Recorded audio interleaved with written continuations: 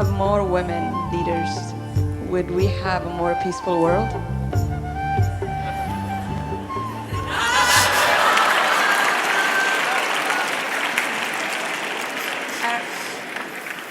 I actually think that right now women have a big responsibility to lead a lot of the transformation that's happening around how we define success, how do we define work, because basically the world as it is now has been designed by men and it's not working.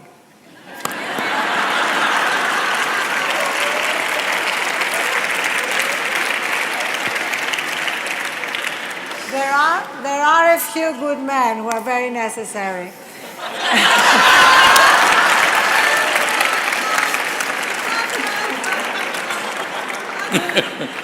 But if you think of it, we had the first women's revolution, which was women getting the vote. The second women's revolution, which was led by Betty Friedan in the States and Gloria Steinem, which is basically having access to every job at equal pay, every position at the top of every field. And now I think there is a third women's revolution, which is redefining what success and work are. So instead of simply saying, I want to be at the top with you where you are, just saying, is this really the best way to run a business? Is this the best way to run our world? And women are saying no. Many, many women are saying we need to actually change the corporate structure in which we are competing, change the political world in which we are competing, not just compete on the terms that men created. And you know what? When these changes happen, and they are happening, men are going to be incredibly grateful.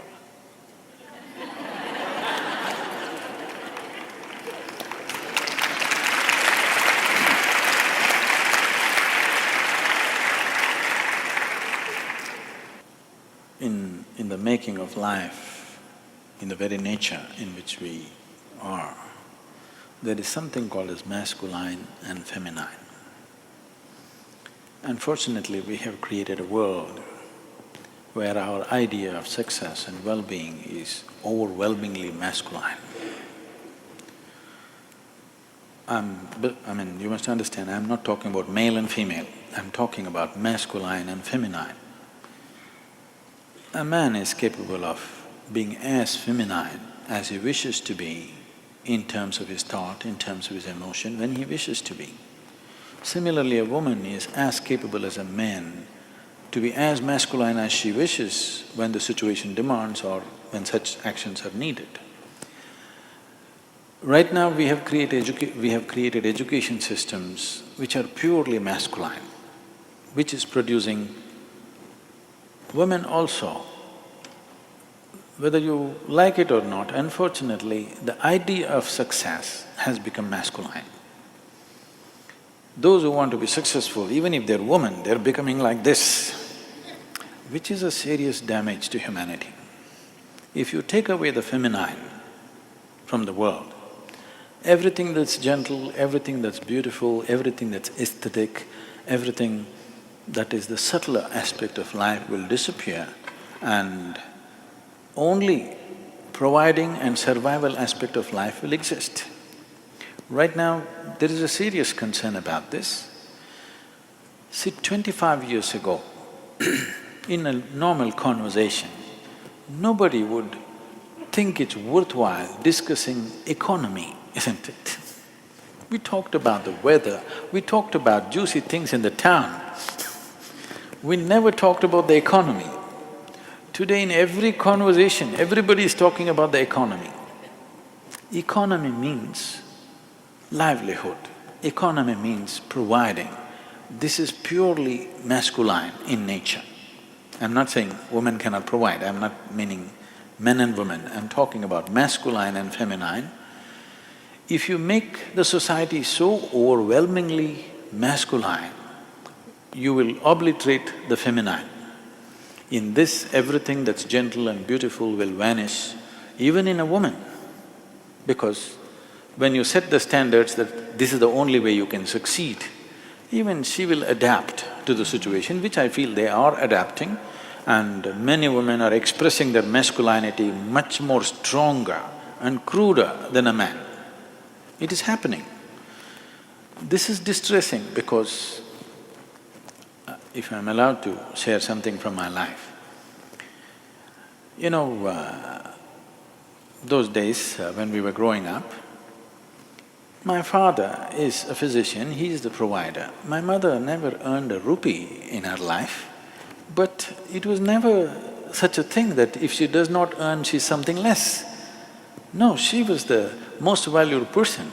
As a child, when I look back and see, with all due respect, when I look back and see in the way my life evolved, I could very easily live without my father, but I cannot imagine my life without my mother. She never earned anything, but that's not the point. Where the money came from didn't make a difference, but how it was done in the home was everything. I must tell you these simple things. She did everything in the house, from stitching to embroidering to cooking to everything, because she wouldn't want anybody else to do it for her husband and children. She wants to do it herself. If we travel somewhere, if we have to sleep, if she saw an empty pillowcase, when you travel somewhere else, there's just white pillowcases, she would say, how can children sleep on empty pillowcases? And she would pull out her needle and thread right there. In 5 minutes, she stitched a small little parrot or a flower. This little green parrot, I stared and I slept. It is so deep in my consciousness today, that little green parrot, because that sense of that caring, I think that little green parrot sank so deep into me, and in many ways who I am today is a manifestation of that little green parrot that she stitched on that pillowcase.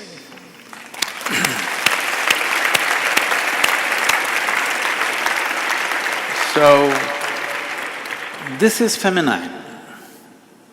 I'm not saying everybody has to embroider, but I am saying that sense of concern is feminine, and this needs to happen.